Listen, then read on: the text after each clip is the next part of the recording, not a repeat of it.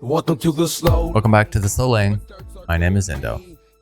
I want to start by saying this isn't a call out. If you're harvesting late, you're not necessarily doing something wrong. You're doing what most of us were taught. But after enough grows, enough harvests, and enough jars that didn't quite smell like what the plant smelled like in the tent, I started to notice a pattern. And that pattern is this. Most growers are harvesting after the plant has already peaked. So let's talk about why that happens and what's actually going on inside the plant when we wait.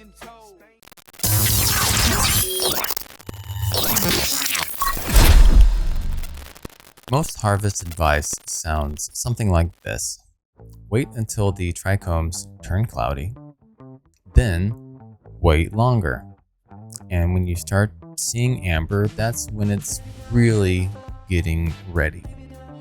Cloudy equals peak THC, but somehow amber equals stronger and finished. That advice didn't come from nowhere. It came from shared experience, early internet forums, an abundance of microscope photos showing up on the web, and a desire to simplify something that's actually quite complex. But simplification has a cost, because trichomes only tell part of the story, and we've been asking them questions they can't actually answer. Let's clear this up first. When trichomes turn cloudy, what you're seeing is cannabinoid accumulation reaching capacity. THC synthesis has largely plateaued. That's important, but it's also where a lot of confusion starts. Cloudy trichomes do not mean the plant needs more time. Quality will keep improving, or that more time is needed. Cloudy trichomes mean the plant has filled the reservoir, and once that reservoir is full, the clock doesn't stop. After trichomes turn cloudy, THC is no longer meaningfully increasing. What does increase is time, and time introduces change. Cannabinoids don't just sit there indefinitely.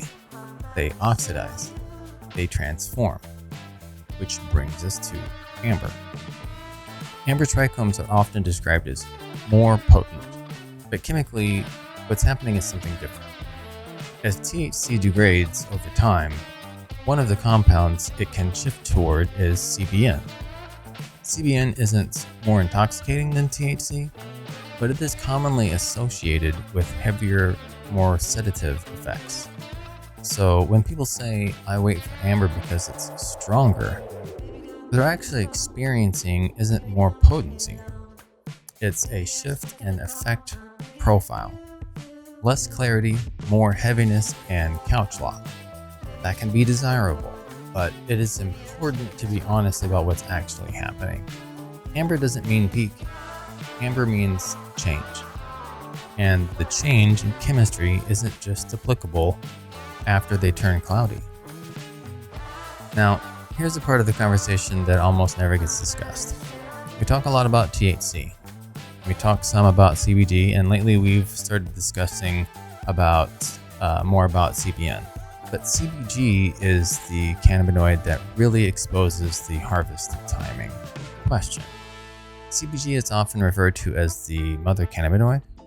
Earlier in flower, many cannabinoid pathways haven't fully converted yet, and so CBG exists at higher relative levels.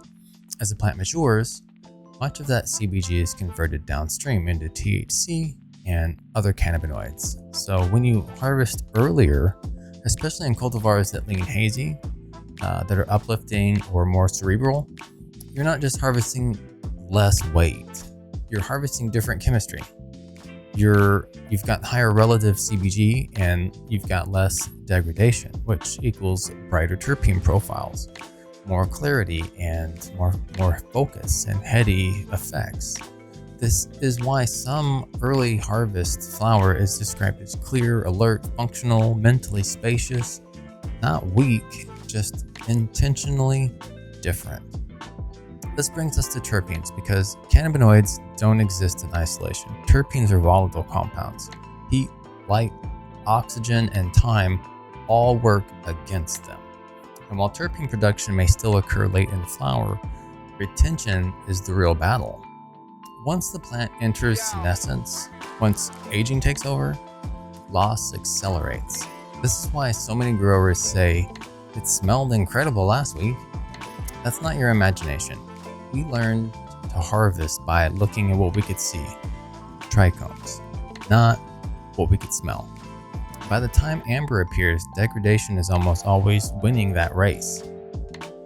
To be fair, yes, some genetics reach their best aroma later than others.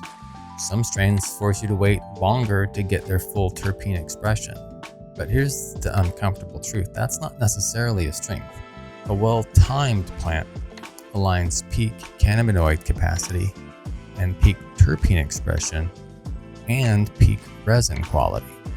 When a plant forces you to wait until amber to get aroma, it means those processes are poorly synchronized. And that makes the harvest window more narrow and riskier. The best plants don't make you choose between aroma and degradation. They give you the best of both worlds. So, why do most people harvest late? Fear. Fear of harvesting too early. Fear of missing weight. Fear of leaving something on the table. Add internet echo chambers and all these microscope photos showing up everywhere on the internet now. And to that, suddenly amber becomes the finish line. But plants don't operate on a finish line. They operate on curves. So what do I look for? I still look at trichomes, but I treat them as a warning light, not a goal. I watch aroma intensity. I watch resin texture.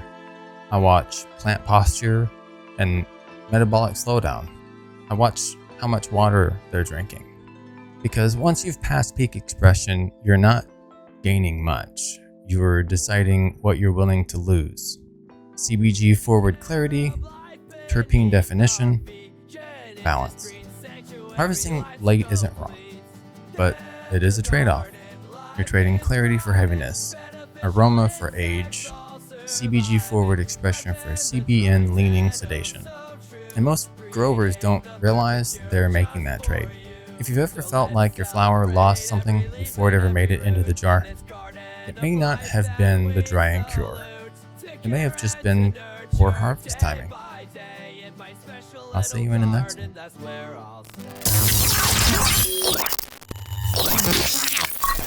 You're my keeper, I've been dreaming of this pheno.